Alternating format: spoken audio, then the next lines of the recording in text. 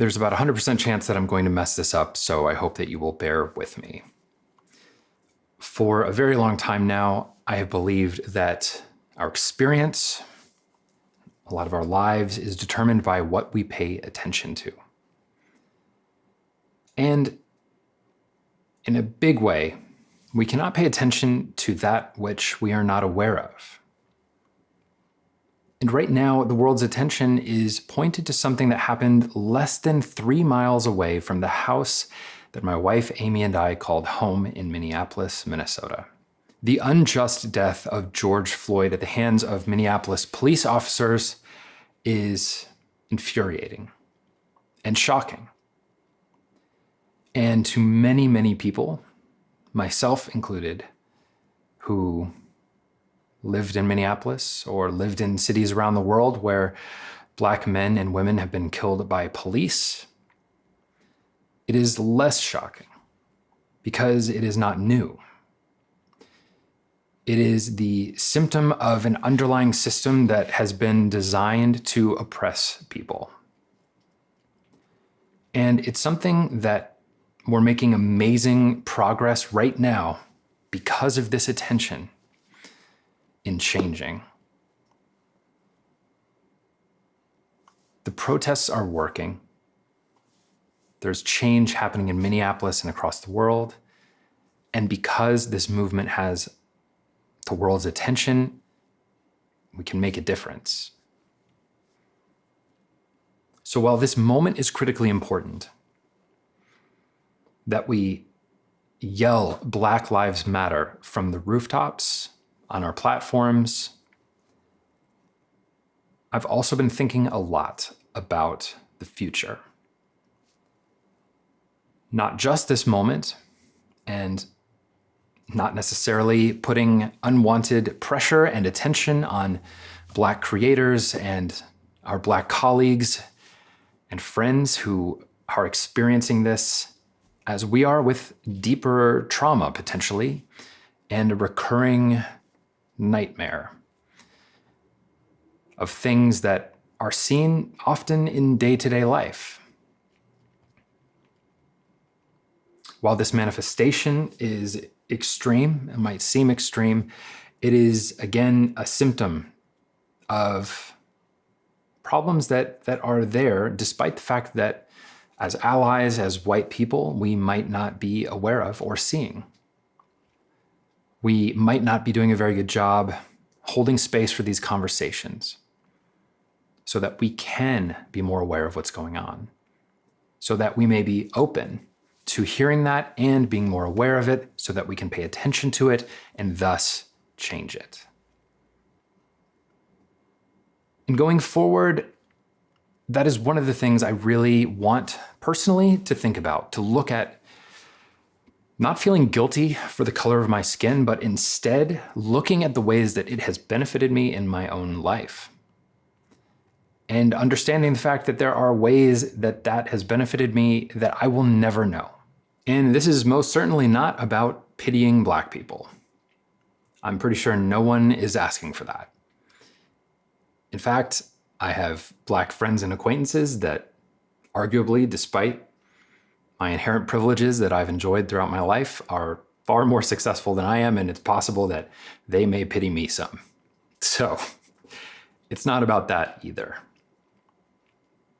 It is about, for me at least, looking at things like my Audible app and scrolling through and seeing who is there, what voices are represented.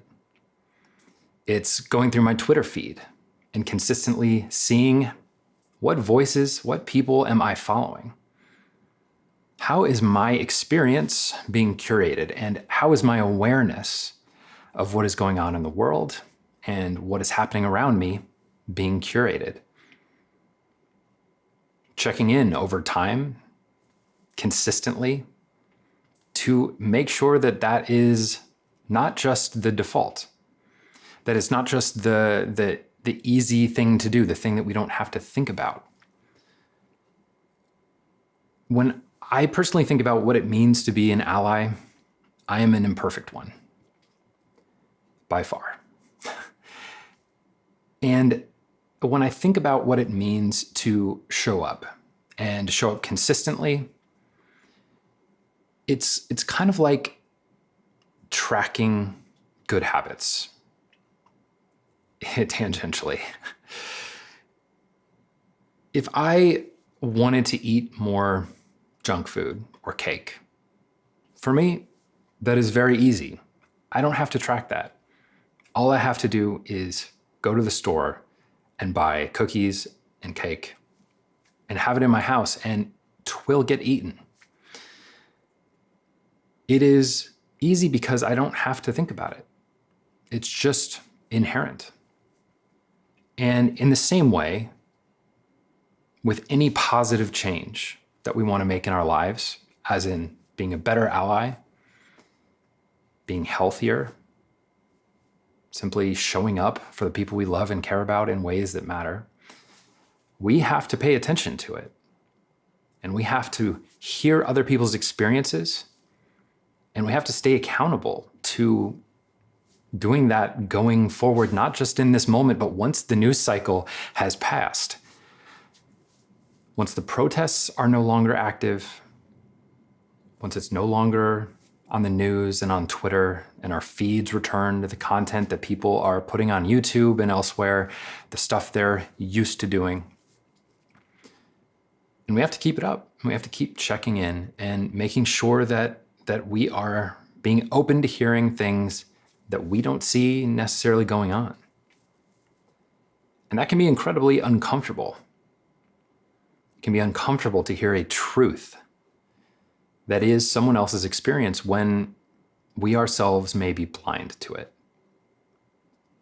And so the other thing I've been thinking a lot about has been, what does it mean to create an environment where we all benefit from the diversity of the groups we're in? The voices, the experiences, the stories that we get to share and hear. And at the same time, how do we create a space, an environment, a relationship that allows people to speak up about injustice and feel safe while doing it? How do we create a space, an environment where our coworkers who are Black, who are people of color, Indigenous people, how do we create a space to safely have that conversation? A space that we all may feel privileged to be in the first place, having been selected to be in a group, having been asked to join to speak at a conference. Speaking as someone who has always considered himself to be an ally, it continues to be abundantly clear just how much work I still have to do when it comes to understanding my implicit bias, when it comes to anti-racism and literally unlearning the things that I might not even be aware of on a day-to-day basis. But it is work that I've always been committed to, and I continue to be committed to going forward. And not just making videos about this right now because it is in this moment, but making this a bigger part of the dialogue in the normal content that I make. Because Break the Twitch is about owning your attention. It's about understanding, being more aware, and working to change the habits and the things that become part of our day-to-day lives, which is our experience. And I hope that as we go forward together, we can face this work with vulnerability, with openness, and a willingness to learn and grow together. There's so much more that I would like to say, but in this moment, I'm just going to say thank you. Until Black Lives Matter, all lives cannot matter, which is why I support this movement. I support the work that's being done, and I will continue doing my best to be an imperfect ally as we move forward together. Thank you so much for your attention, and I will see you very soon.